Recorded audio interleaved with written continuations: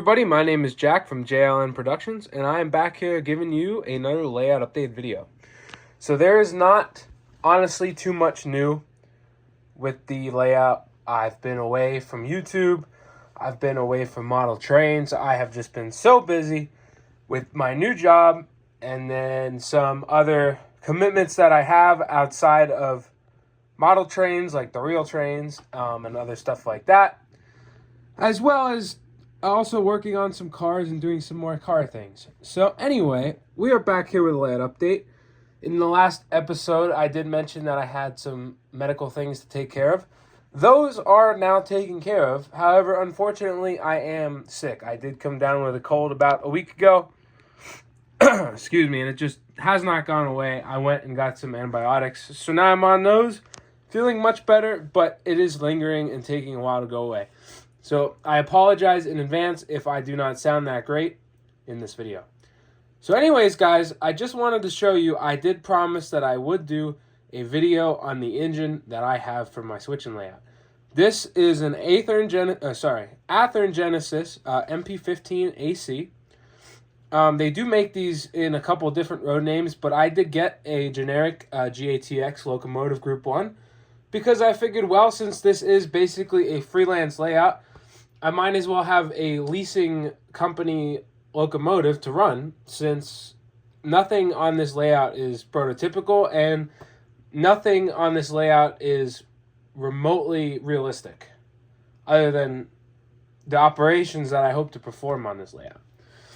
So I bought this on, I believe it was Train World or something like that, and I got this for a really good price. It was DC only. A good buddy of mine went ahead and installed a ESU lock sound decoder and speakers, and he also got the operating he also got the operating strobe lights on the roof to work. And that is one huge reason why I wanted this locomotive, is because it has operating strobe lights, and I think it is honestly the coolest thing ever. So in this video, I'm going to show you the locomotive in a few minutes. I just want to talk about it a little bit more. So I do need to get a Keep Alive installed because this is a 4-axle switcher. It sometimes likes to cut power, and I have this layout pretty well set up where that there's feeders on pretty much every siding. But at the end of the day, due to the brake here and a few other things, switches, stuff like that, it still does cut power. So I will be getting a Keep Alive installed in this locomotive. The other thing I want to do is I actually want to get a second GATX switcher in blue, and I want to get that set up with sound and ESU as well, and I want to run them on my layout glass out, so nose to nose, glass out. I think that would be the perfect pair of smaller locomotives for this layout. And I really think that switchers on this layout will allow me to have a very realistic operation due to the fact that they are so small, and I can fit, for example, multiple cars on the siding. Say these 2 cars here, I can have 3 cars on the siding and the switcher and still clear the switcher. So I think they're the perfect small locomotive to run on this layout. Now, something else here is this NS covered hopper. So I bought this car for, I think, $5 at a train show. It is smashed up. As you can see on this end here, it is missing the, it's hard to tell, it is missing the brake wheel and end components. It is smashed up. But I bought this car because it was $5 and I wanted to try out some weathering.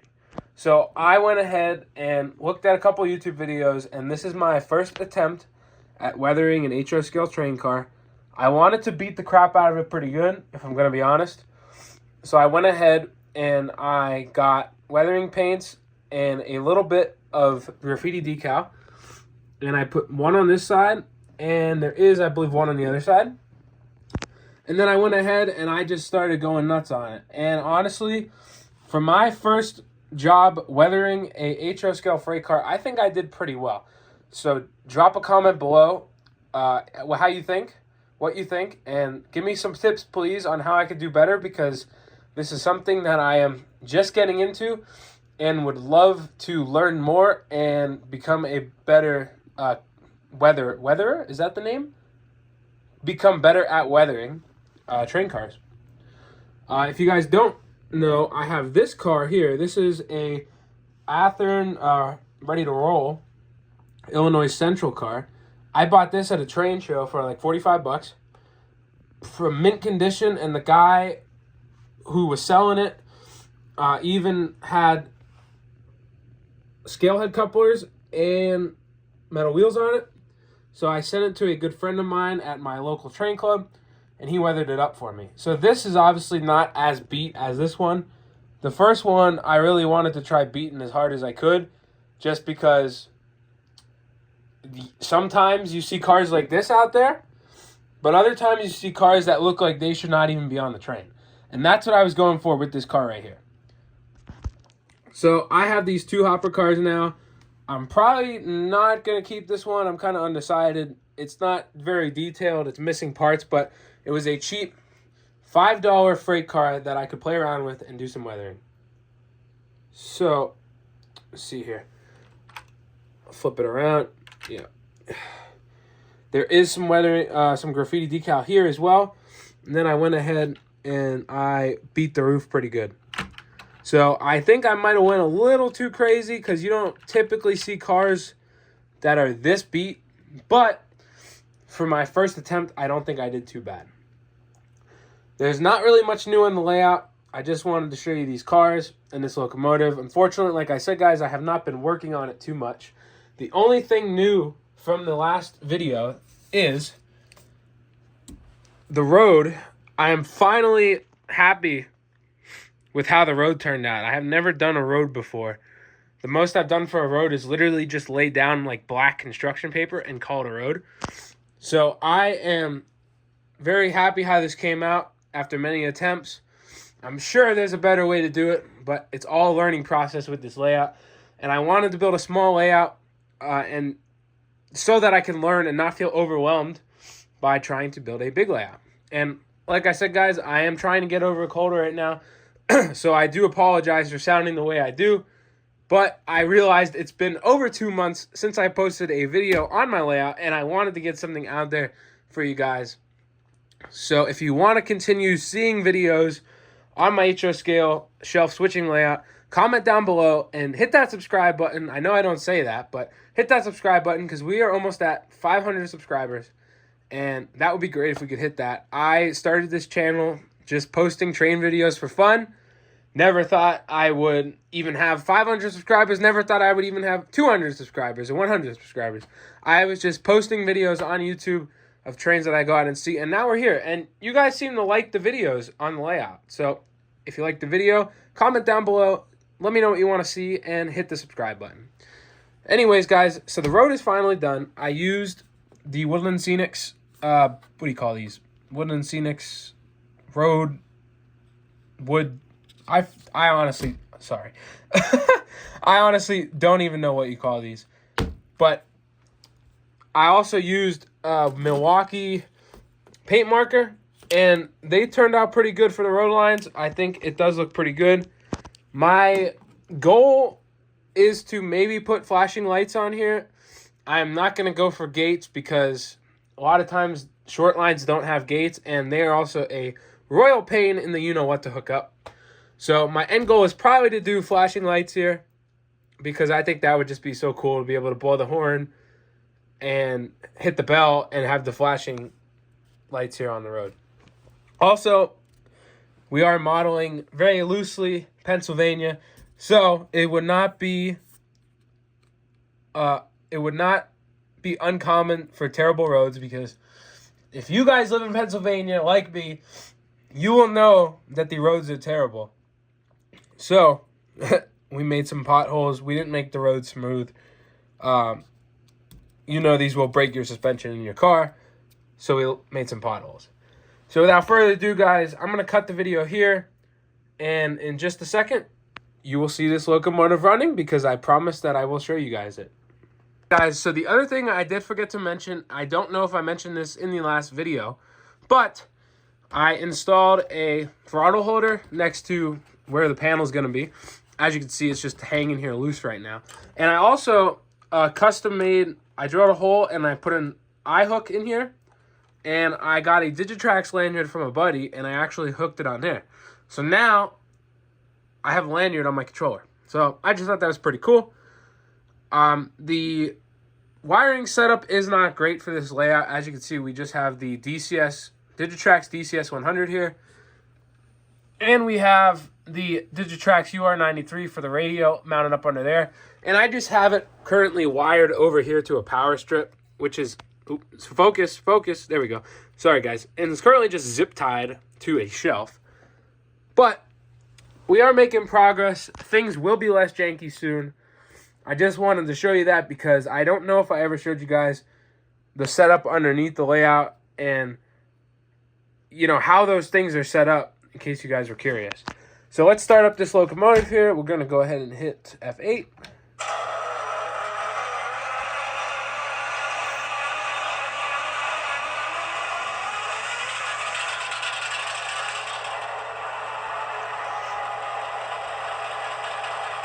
And as you can see, guys, it is loud, and it does have some, focus. I hate this phone, freaking iPhone. Older iPhone, man. Not as good as the new ones. It does have the ground lights. They come on automatically when you start the locomotive. Listen to the horn. Here's the belt. And it does have front and rear ditch lights. They do flash, so 0 for the headlight. Let me push this back a little bit. Sorry, guys, I should really start using a tripod for these videos, but 0 for the headlight and 6 for the ditch lights. Let's give the horn a toot. And as you can see, guys, they do flash. It does have rear ditch lights. Like I said, it does have those. Let me focus here. Sorry, guys, I've been trying to do all this with 2 hands while holding the phone. They do flash as well. And now, the coolest thing, I think, on this locomotive is going to be the strobe lights. So we will turn those on, which is F5. And as you can see, they actually do blink out of sync. And they go through a light cycle, and they blink faster and slower depending on how they are in the light cycle. And I thought that this was the coolest thing ever. When my buddy told me that he could do this, I was like, dude, whatever you got to do, you know, to do this, make it work. So the original Athearn board is actually taken out of this locomotive, and there is a decoder buddy board in there, and that allows me to have flashing front and rear ditch lights and oscillating beacons on the roof. And the next locomotive I get will have flashing front rear ditch lights as well. And it will be the same locomotive, but it will not have beacons on the roof. So let's give this a little demonstration here. We'll couple up to this car here.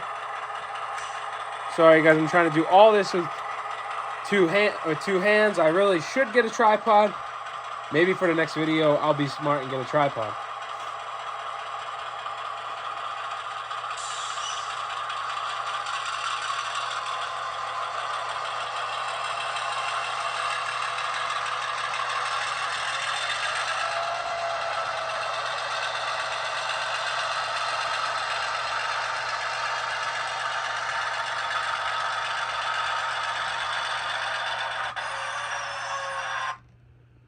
As you can see, guys, as it cuts out, it does run super nice. However, it does need a keep alive.